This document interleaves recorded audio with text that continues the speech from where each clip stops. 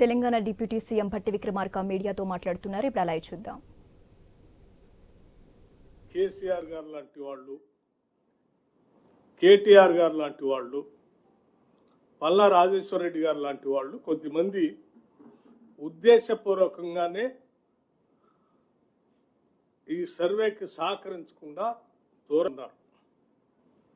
అయినప్పటికీ లెక్కలన్నింటినీ సభలో పెట్టిన తర్వాత అటువంటి వారే గట్టిగా మాట్లాడి ఇలా మిగిలిపోయినటువంటి వాళ్ళకి మరొకసారి అవకాశం ఇవ్వచ్చు కదా, ఇస్తే మేము ఇస్తాం కదా అని సభలో బయట చెప్పడం జరిగింది. దీన్ని లోతుగా ఆలోచన చేసి రాష్ట్ర ప్రభుత్వం పరిశీలన చేసి ఆ మిగిలిపోయినటువంటి 3.1% ఏ హౌస్ హోల్డ్స్ ఎన్యూమరేషన్లోకి రాకుండా ఉన్నటువంటి వాళ్ళు ఈరోజు మేము ఇస్తామని ముందుకు వస్తూ ఉన్నారు. కాబట్టి వారి కోసం రాష్ట్ర ప్రభుత్వం మరొక్కసారి ఎన్యూమరేషన్ చేపించుకోవడానికి ఈ లెఫ్ట్ ఓవర్ ఫ్యామిలీస్కి ఫిబ్రవరి 16వ తారీఖు నుంచి 28వ తారీఖు వరకు ఒక అవకాశం ఇవ్వాలని చెప్పి నిర్ణయం చేసింది. ఇలా లెఫ్ట్ ఓవర్ మిగిలిపోయినటువంటి వాళ్ళ టోల్ ఫ్రీ నెంబర్ కూడా రాష్ట్ర ప్రభుత్వం నుంచి అనౌన్స్ చేస్తూ ఉన్నాం. మండల వారీగా, డివిజన్ వారీగా గతంలో ఏ రకంగా అయితే ఎన్యూమరేషన్ చేశామో ఆయా మండలాల్లో ఆ మండల్ డెవలప్మెంట్ అధికారి దగ్గర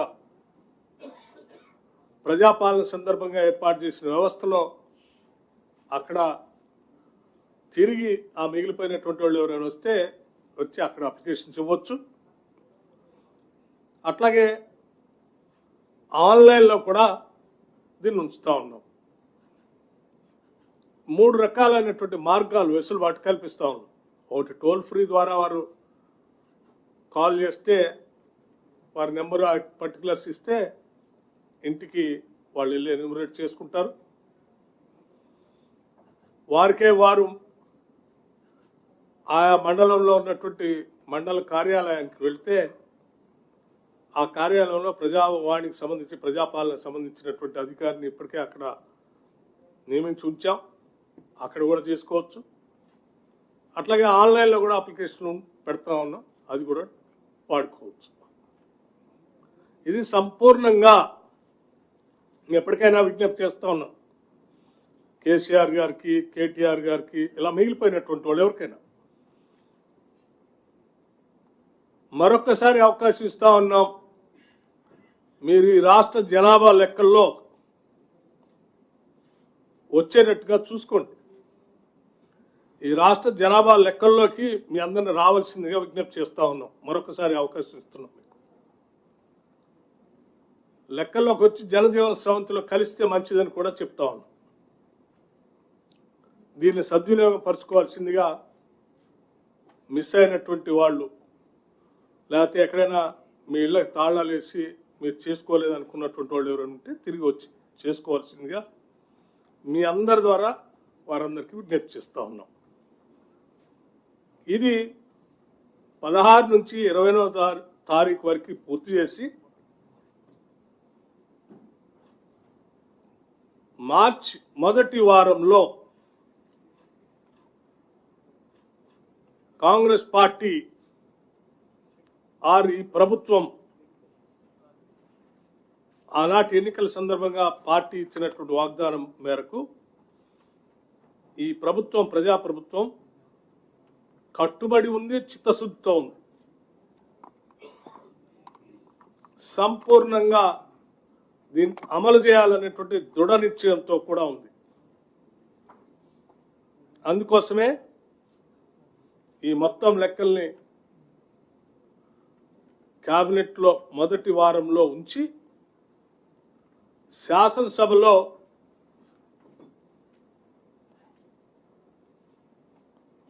బీసీలకి, ఓబీసీలకి 42% రిజర్వేషన్ ఇవ్వటం కోసం పొలిటికల్ ఎడ్యుకేషన్ ఎంప్లాయ్మెంట్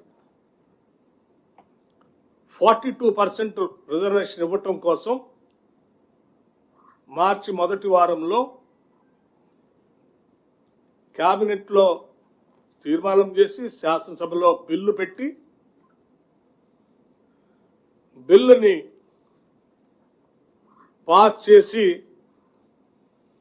కొన్ని దశాబ్దాలుగా ఈ రాష్ట్రంలో ఎదురు చూస్తున్నటువంటి బలహీన వర్గాలకి చట్టరూపంగా ఒక చట్టబద్ధతను కల్పించడం కోసం నిర్ణయం తీసుకోవటం జరిగిందని ఈ సందర్భంగా మీ అందరికి తెలియజేస్తా ఉన్నాం. ఇక్కడ బిల్లు పాస్ చేయటమే కాకుండా ఈ పాస్ చేసినటువంటి బిల్లుని కేంద్ర ప్రభుత్వానికి పంపిస్తాం.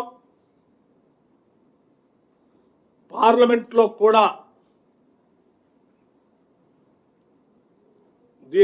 బిల్లుకు సంబంధించి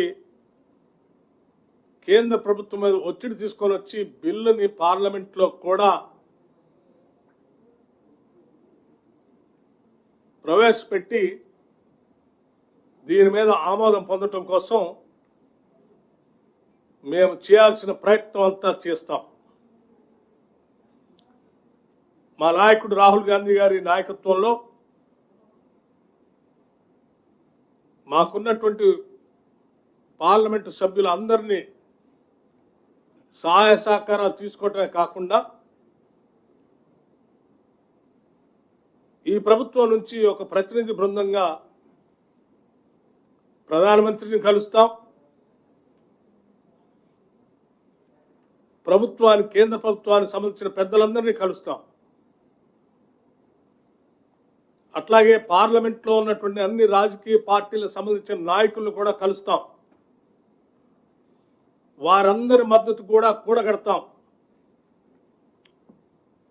వారందరి సహకారంతో పార్లమెంట్లో కూడా దీన్ని పాస్ చేయించుకొని పూర్తి చట్టబద్ధత దశాబ్దాల చిరకాల వాంఛైనటువంటి ఓబీసీల కళలను నిజం చేసే ప్రక్రియని మొదలు పెడతా ఉన్నాం. ఇటు శాసనసభలో మార్చి మొదటి వారంలో మేము ప్రవేశపెట్టినప్పుడు శాసనసభలో ఉన్నటువంటి రాజకీయ పార్టీలన్నీ కూడా వారికి కూడా విజ్ఞప్తి చేస్తాం. అక్కడి నుంచే బిల్ పాస్ చేసే ప్రక్రియ నుంచే ఏకగ్రీవంగా బిల్ పాస్ చేయటమే కాదు, కేంద్రంలో కూడా అవసరమైతే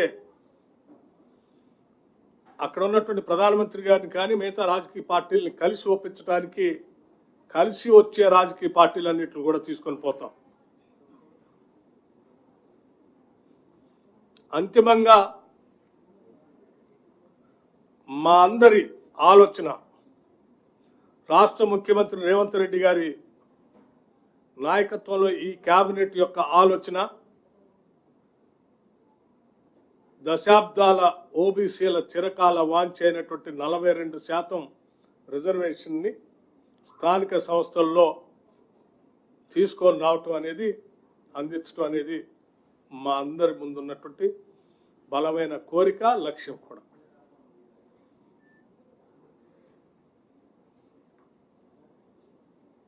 ఈ చేసే ప్రక్రియలో ఇప్పటి వరకు మాతో సహకరించినటువంటి వాళ్ళకు ధన్యవాదాలు చెప్తూనే ఓబీసీల లక్ష్య సాధనలో ఈ ప్రభుత్వం చేస్తున్నటువంటి ప్రయత్నాన్ని, అడుగుల్ని మద్దతిస్తూ ఓబీసీల కోసం సహకరిస్తున్నటువంటి వారికి ధన్యవాదాలు కూడా తెలియజేస్తున్నాం. అట్లాగే ఓబీసీల లక్ష్యాల్ని, వాళ్ళ కోరికను నీరుగార్చడం కోసం రాజకీయ పరంగా కుట్రపూరితంగా ఎవరైనా వాళ్ళకి మేలు జరగకూడదనేటువంటి ఆలోచన చేసేటువంటి వాళ్ళకు కూడా మేము స్పష్టంగా చెప్తా ఉన్నాం. సమాజంలో అనేక దశాబ్దాలుగా వెనుకబడి ఉన్నటువంటి ఈ వర్గాల అభ్యున్నతి కోసం మీ రాజకీయ ప్రయోజనాలు కూడా పక్కన పెట్టి మేము చేసే ఈ ఉన్నతమైనటువంటి కార్యక్రమానికి మద్దతు పలకవలసిందిగా విజ్ఞప్తి చేస్తా ఉన్నాం. దీంట్లో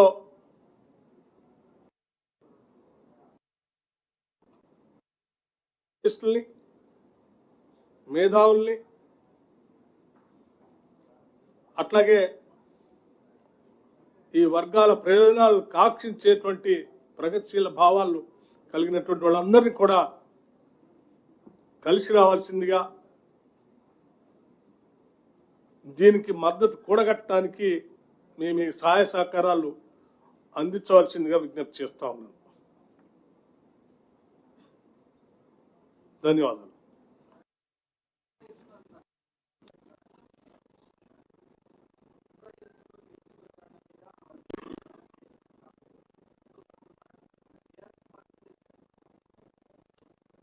కులగణన చేసేటప్పుడు ప్రక్రియ మొదలుపెట్టినప్పుడు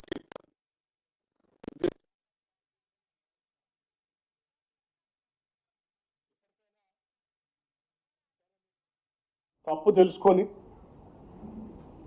కాంగ్రెస్ ప్రభుత్వం ఓబీసీల కోసం చేస్తున్నటువంటి కార్యక్రమం బాగా ఉంది, మేము కూడా చేరతామని మీరు ముందుకు వస్తా ఉంటే కాదనకుండా మేము మళ్ళీ ఒకసారి అవకాశం ఇస్తున్నాం. రండి, నిజంగా మీకు చిత్తశుద్ధి ఉంటే సహకరించాం. జాయిన్ కండి.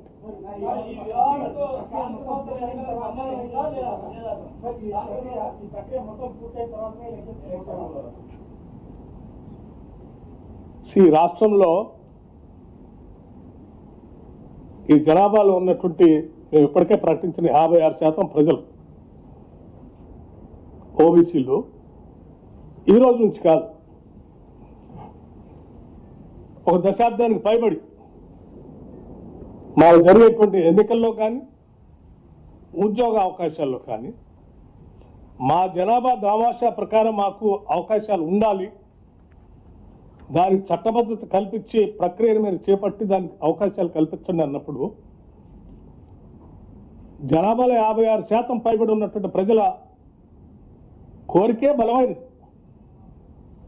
వాళ్ళకి న్యాయం చేయటమే మన ముందు ఉన్నటువంటి లక్ష్యం. దానికి చట్టబద్ధత కల్పించడం కోసం మేము చేయాల్సిన ప్రయత్నాలన్నీ చేస్తాం. తప్పనిసరిగా విజయం సాధిస్తామనే నమ్మకం కూడా మాకుంది.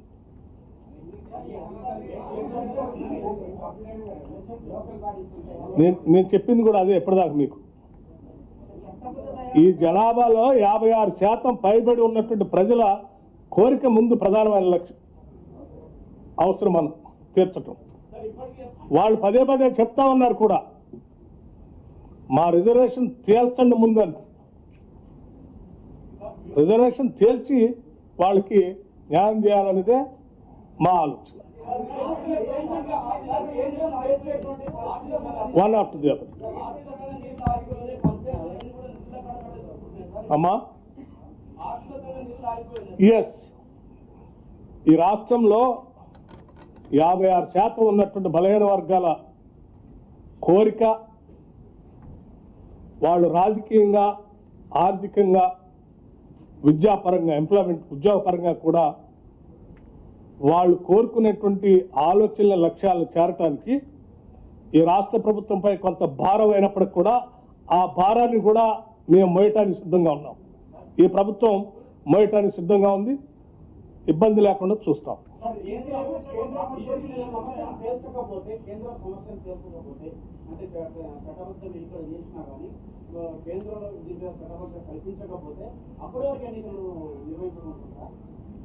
ఇప్పటికే దీన్ని ప్రవేశపెట్టినప్పుడు ఈ శాసనసభలోనే ఉన్నటువంటి అనేక రాజకీయ పార్టీలు కూడా చెప్పారు, కేంద్రంలో ఉన్న ప్రభుత్వానికి సంబంధించిన రాజకీయ పార్టీల నాయకులు, ప్రతినిధులు కూడా చెప్పారు, దీని చట్టబద్ధత కల్పించండి. మేము అనుకుంటున్నాం తప్పనిసరిగా వాళ్ళు చేస్తారని, మేము అనుకుంటున్నాం తప్పనిసరిగా చేస్తారని. ఎందుకంటే ఈ రాష్ట్రమే కాదు, దేశంలో ఉన్నటువంటి ఈ 56% పైబడి ఉన్నటువంటి బలైన వారు అందరి కోరికని ప్రభుత్వాలు మన్నించాల్సిందే, మెజారిటీ ప్రజల ఆలోచనలు మన్నించాల్సిందే. మీరెందుకు ఊహించుకుంటున్నారు చేరేమని? మేము నమ్ముతా ఉన్నాం చేస్తారని.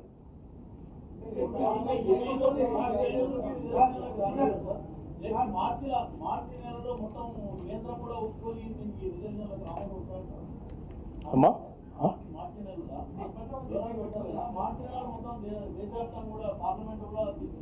మేము అందుకే మార్చి నెలలోనే బడ్జెట్ సమావేశాలు కూడా ఉన్నాయి కాబట్టి త్వరితగతిన టేకప్ చేసి ఇక్కడ చట్టం చేసి ఆడదా పంపించాలనుకునే సెషన్ హాల్లో ఉంది.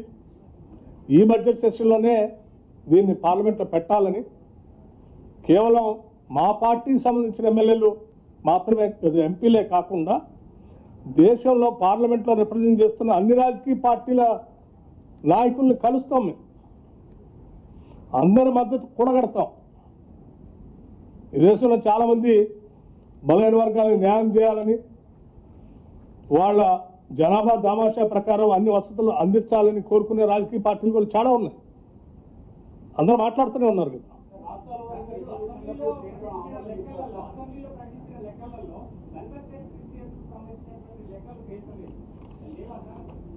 అన్ని లెక్కలు చాలా పకడ్బందీగా పక్కాగా మేము కలెక్ట్ చేసినటువంటి ఇన్ఫర్మేషన్లో ఉన్నాయి. ఎవరైనా అపోహలు ఉంటాయేమని మేము చాలా జాగ్రత్తగా పకడ్బందీగా మీకు గతంలో కూడా చెప్పాను, నేను మరొకసారి చెప్తాను చాలా స్పష్టంగా. ప్లానింగ్ డిపార్ట్మెంట్ చూసినటువంటి వ్యక్తిగా చెప్తా ఉన్నాను. 150 హౌజెస్కు ఒక బ్లాక్గా చేసి ప్రతి బ్లాక్కి ఒక ఎన్యూమరేటర్ని పెట్టి ఆ ఎన్యూమరేటర్ పైన సూపర్వైజర్ని కూడా పెట్టి బుక్లన్నీ కలెక్ట్ చేసి ప్రతి బ్లాక్కి మండలంలో ఉన్నటువంటి అన్ని బ్లాక్లకు సంబంధించిన పుస్తకాలు కూడా మేము జాగ్రత్తగా ఎలక్షన్ కమిషన్ వాళ్ళు ఏ రకంగా అయితే ఆ బాక్సులు దాస్తారో అంత పకడ్బందీగా మేము ఆ పుస్తకాలన్నీ దాచి ఉంచాం. ఎక్కడ తప్పు జరగటానికి స్కోపే లేదు. నేను చెప్తా ఉన్నాను కదా, సంపూర్ణమైనటువంటి సమాచారం ఉంది, ప్రకటిస్తాం కూడా. Don't worry. ఎవరు రీసర్వే చేయాలని కోరుకునేటువంటి వాళ్ళు ఎవరంటే నేను అనుకుంటున్నాను, ఈ దేశంలో ఈ కాస్ట్ సర్వే జరగాలని మేము కోరుకుంటా ఉంటే ఈ సర్వే ఇక్కడ విజయవంతం అయితే దేశం అంతా చేయాల్సి వస్తుందేమో అని భయపడేటువంటి వాళ్ళు దీని మీద తప్పుడు ప్రచారం చేయడం కోసం ప్రయత్నం చేస్తున్నారు. ఎందుకంటే ఇక్కడ ఆపితే రేపొద్దున దేశంలో మొత్తం మా మీద రాకుండా ఉంటుందని కోరుకునేవాళ్ళు. ఇంకొకళ్ళు అసలు ఈ కాస్ట్ సర్వేలో పాల్గొనకుండా ఇది కరెక్ట్ కాదని చెప్పడం కోసం ప్రయత్నం చేసేటువంటి వాళ్ళు. నిజంగా బీసీలకి మేలు జరగాలని చేయాలని ఎవరికైనా బలమైన కోరుకుంటే 100% ఇందులో పాల్గొనాలి, 100% లెక్కలు ఇవ్వాలి. ఈ చేసిన లెక్కలు ఇదేం రాజకీయ పరంగా చేయలేము. మేము పదే పదే చాలా స్పష్టంగా చెప్పాం. ప్లానింగ్ శాఖ ద్వారా మేము అది కూడా చెప్పాం. 1,00,000 మందికి పైబడి దీంట్లో ఇన్వాల్వ్ చేసి 3 రోజుల ముందు హౌస్ లిస్టింగ్ చేసి ప్రతి ఇంటికి కాగితం అతికిచ్చి 3 రోజుల తర్వాత ఇంటింటికి సర్వే చేసే కార్యక్రమం చేశాం. సర్వే చేసిన పుస్తకాల్లో వాళ్ళు ఇచ్చిన సమాచారం పూర్తి చేసిన తర్వాత వాళ్ళతో సంతకాలు పెట్టించి ఆ పుస్తకాలు కూడా జాగ్రత్త కట్టగట్టి దాచాం. ఎవరైనా ఇది తప్పు అనుకుంటే పొరపాటు, ఆ పుస్తకాలు అట్లాగే ఉన్నాయి. Don't worry. ఎక్కడా లేదు. మేము ఇచ్చిన లెక్క ప్రకారం అమ్మా, అందుకోసం నేను చెప్పింది మొత్తం మీకు లెక్క ఇచ్చాను కదా నేను.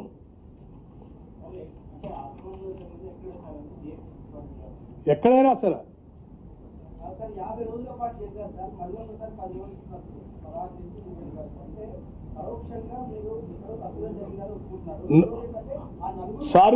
సారీ మీ పేరే ఉన్నారు వెంకటరాజు గారు. సారీ, నేను ముందే స్టార్టింగ్లోనే చాలా స్పష్టంగా చెప్పాను. మేము సర్వే చేసిన ఎన్యూమరేషన్ బ్లాక్స్ అన్నీ మళ్ళీ నీకు చదివినిపించమంటే చదివినిపిస్తా. ఎంతమంది పర్సంటేజ్ అసెంబ్లీలో అనౌన్స్ చేసామో మళ్ళీ వినిపిస్తా. మిగిలిపోయినటువంటి వాళ్ళు ఎవరో కూడా నేను స్పష్టంగా శాసనసభలో కూడా ప్రకటించాం. 3.1% మిగిలిపోయి ఉన్నారు. వాళ్ళు తిరిగి మళ్ళీ చేసుకోవడానికి అవకాశం ఇస్తున్నాం అని చెప్పాం. క్లియర్. సో తప్పు జరిగినట్టు మిగిలిపోయినటువంటి వాళ్ళకి అవకాశం ఇస్తున్నాం. నలుగురు కాదు, అటువంటి వారు 3.1% ఉన్నారని చెప్పారు. వారితో కలిపి అమ్మా అందరికీ మళ్ళీ అవకాశం ఇద్దాం. వాళ్ళు కూడా మేము వచ్చి చేస్తా అంటున్నారు కదా, యు ఆర్ మోస్ట్ వెల్కమ్ అని చెప్తాం. ఈ ప్రక్రియ మొత్తం